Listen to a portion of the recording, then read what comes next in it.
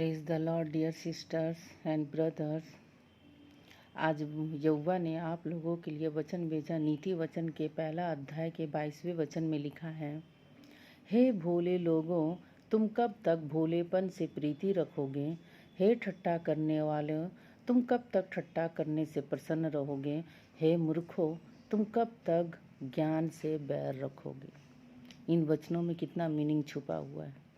इन वचनों की तरह प्रभु कहता है कि तुम लोग कभी भी गलत काम मत करो, क्योंकि गलत काम करने वाले सोचते हैं कि मैं बहुत चालाक हूँ, बहुत समझदार हूँ। मैं अपनी गलतियाँ हों या अपने चोरी हों या अपने प्लानिंग से किया हुआ कोई भी डकैती का काम हो और पकड़ाते नहीं हैं, तो समझते कि मैं बहुत ही चालाक हूँ, समझदार हूँ, इतनी सफाई के साथ हर काम कर लेता हूँ कि किसी को पता ही नहीं चलता है। ये सारी चीज़ें वो समझता है कि मैं समझदार हूँ और मैं बुद्धिमान हूँ। प्रभु कहता है कि वो बुद्धिमान नहीं हो सकता, क्योंकि वो किससे छुप रहा है? अपने आप से तो छुप नहीं सकता, उसे पता है वो क्या कर रहा है। और प्रभु से तो बिल्कुल ही नहीं छुप सकता है, वो सबको देखता है, कितने भी छुपा लो। वो सिर्फ मन का भ्रम है कि मैं छुप के सब सारे कार्य कर लूँगा, लेकिन किसी को पता नहीं चलेगा। इसलिए प्रभु कहता है मूर्खों, क्योंकि प्रभु के दृष्टि में गलत कार्य करने वाले छुप छुप के, चोरी हो, व्यभिचारी हो, हत्या हो, किसी के साथ कोई गलत कार्य करना हो, झूठ बोलना हो, किसी को फंसाना हो, किसी की निंदा करना हो, इन सारे बातों को प्रभु कहते हैं कि हे मूर्खों। मूर्ख बना दिया हम लोगों को प्रभु ने, क्योंकि हम लोग सही मार्ग पे नहीं हैं। बुद्धिमान वही होता है, जो समझदार वही होता है, जो सच्चे मार्ग पे चलता है, सच्ची बात कहता है, सच्चे कार्य करता है, किसी की निंदा नहीं करता है। प्रभु इन वचनों के द्वारा करता है, ठट्टा करने वाले, तुम कब तक ठट्टा करने से प्रसन्न रहोगे? आजकल दुनिया में एक दूसरे को मजाक उड़ाना, एक दूसरों को निंदा करना, एक दूसरों को नीचे गिरते हुए देखना, हंसना, ये सारी चीज़ें इस दुनिया की दुनियादारी होती है। और प्रभु कहता है कि ऐसा नहीं करना चाहिए, क्योंकि मैंने ही बनाया है।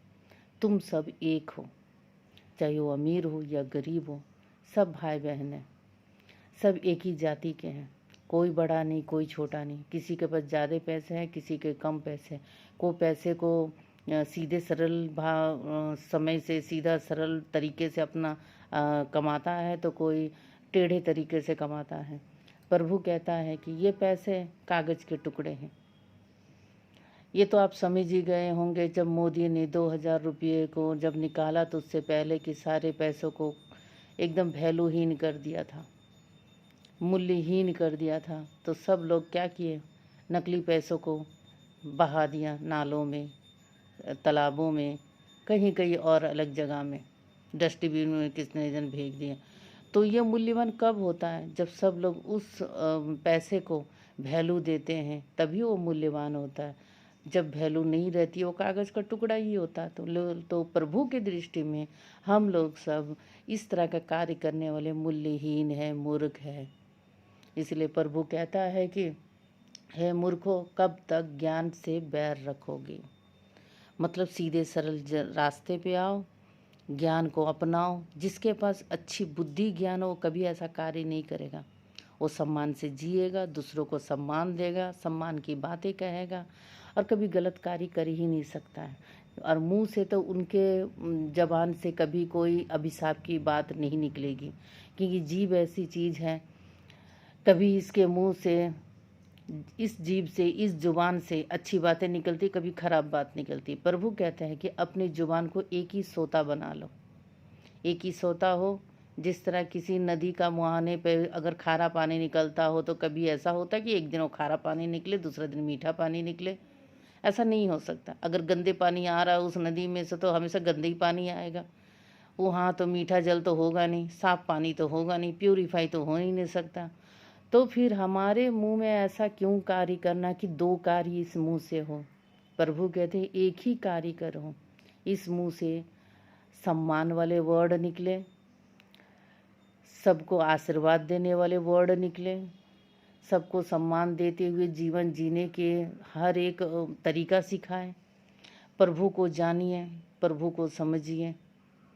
इन सारी बातों को प्रभु समझाते हैं, और जो नहीं समझता उन्हें मूर्ख कहता है। उसे ठट्टा करने वाले कहते, इस दुनिया में ठट्टा करने वाले भरे पड़े, मूर्ख भरे पड़े हुए। जो प्रभु को, जो हमें जन्म दिया है, उसे जो नहीं समझता, उसे जो नहीं मानता है, उसे दुत्कारता है, उसे दूर करता, अपने मन से जीने वाले को प्रभु मूर्ख कहता है, और मूर्ख का जीना व्यर्थ होता है। इसलिए सही रास्ते पे आ जाइए, इन वचनों को समझिए। बहुत ही ये वचन, इस वचन में लिखा हुआ हर एक बात मूल्यवान है। धन्यवाद। जय मसीह की। Have a wonderful day. Thank you.